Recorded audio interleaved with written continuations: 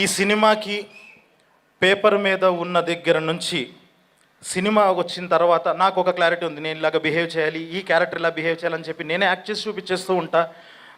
కానీ ఒక నోలన్ అనే క్యారెక్టరు చాలా ఫేవరెట్గా, అంటే ఈ సినిమా మిగతా సినిమాల నుంచి ఎలా అవుతుంది అని అంటే ఒక నోలన్ అనే క్యారెక్టర్ ద్వారా అని నమ్మా.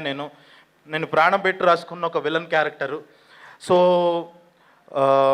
అలా వెతుకుతూ ఉంటే అప్పుడు సడన్గా ఇంకా నిజంగా సరోజ్ గారు ఎప్పుడైతే ఈ ప్రాజెక్ట్లోకి దిగారో, రిక్వెస్ట్ చేసి మీరు చేయాలి దిగారో, ఆయన వచ్చి పర్ఫార్మెన్స్ చేయడం స్టార్ట్ చేశాక అర్థమైంది ఇది విలన్ కాదు, యాంటీ హీరో. నిజంగానే 3వ రోజుకి 4వ రోజుకి నాకు అర్థమైపోయిన విషయం ఏంటి అని అంటే, కొన్ని రోజులకి ఇంకా నేను చేసి చూపించడం ఆపేశాను. ఆయన ఏదన్నా ఎడిషన్స్ ఇస్తుంటే ఓకే నోలన్ అనేవాడు ఇలాగే బిహేవ్ చేస్తాడేమో, ఓకే ఈయనే కరెక్టు అన్న లెవెల్లో ఆయన్ని నమ్మేశాను. అంతే లెవెల్ ఆఫ్ పర్ఫార్మెన్స్ ఇచ్చేశారు.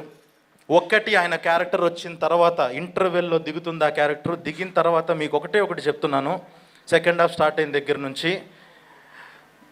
ఈయనకి ఇప్పుడు మనం ఒక టెక్నీషియన్స్గా, యాక్టర్స్గా చాలామంది ఒక సెక్షన్ ఆఫ్ ఆడియన్స్కి తెలుసుంటాం. తెలియని వాళ్ళు కొంతమంది ఉంటారు. ఆ తెలియని వాళ్ళ దగ్గరికి వెళ్ళి ఈయన పలానా ఇండస్ట్రీలో పెద్ద స్టార్ హీరో, చూడు ఎలా ఉన్నారో అని అంటే ఖచ్చితంగా నమ్మేస్తారు. ఆ లెవెల్ ఆఫ్ ఆరా క్యారీ చేశారు ఆ క్యారెక్టర్తో. ఆయన అంత స్టార్ పర్ఫార్మెన్స్ ఇచ్చారు. థ్యాంక్ యూ సో మచ్ అండి, thank you so much. And finally